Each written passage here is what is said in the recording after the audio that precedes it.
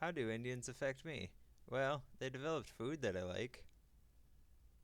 The Mississippians are farmers. The staple crop in North America was corn. 6,000 years ago, ears of corn were only about as long as a person's thumb, and they were barely edible. It took thousands of years to develop a more nourishing and larger hybrid, and also a hybrid that could grow in cooler climates outside of Mesoamerica. And it wasn't until about 1,100 years ago that corn reached the Mississippi River Valley. Corn is the result of the domestication of the wild teosinte grass. Early Americans started with this spindly stalk. And over the centuries, they developed it into today's giant cob. Archaeologists and biologists are still debating how corn was achieved out of a tiny Mexican wildgrass. Yet the greatest American empire of them all is found where corn cannot grow. High in the Andes, the Inca Empire stretches nearly 2,500 miles down the west coast of South America. Incas built palaces, storehouses, and castles in the towering mountains. In their realm of 6 million people, they rely on manpower to transport stones. They have neither beasts of burden nor the wheel.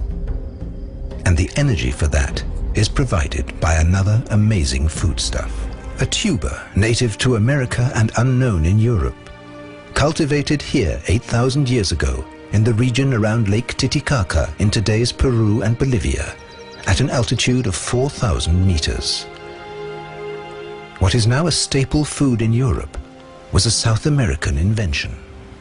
By the year 1491, the Inca grow hundreds of varieties, domesticated from wild ancestors, some poisonous, some even carnivorous. 1,000 years ago, in one city alone, 30,000 tons of potatoes were produced every year. This tuber is insipid and mealy. It cannot be classed among the agreeable foodstuffs, but it furnishes abundant and rather wholesome nutrition to men who are content to be nourished. It is justly regarded as flatulent, but what are winds to the vigorous organs of peasants and laborers? That's why I love potatoes. Corn, chili, and pumpkins. Domesticated in the New World, unknown in Europe.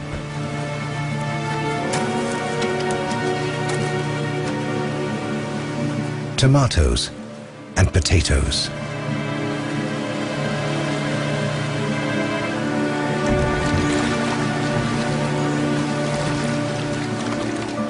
But there is an unwelcome passenger on board, an unintentional gift from the natives.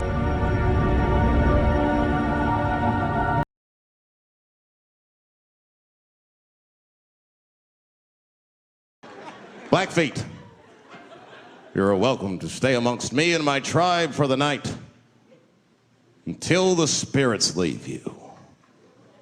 And they gave me my own teepee to sleep in, which sounds nice. I personally felt like it was a little fucked up, you know, because they all had houses, man. It's like, why can't I sleep with y'all in the house and watch TV? Nigga, I can't be on this grass all night.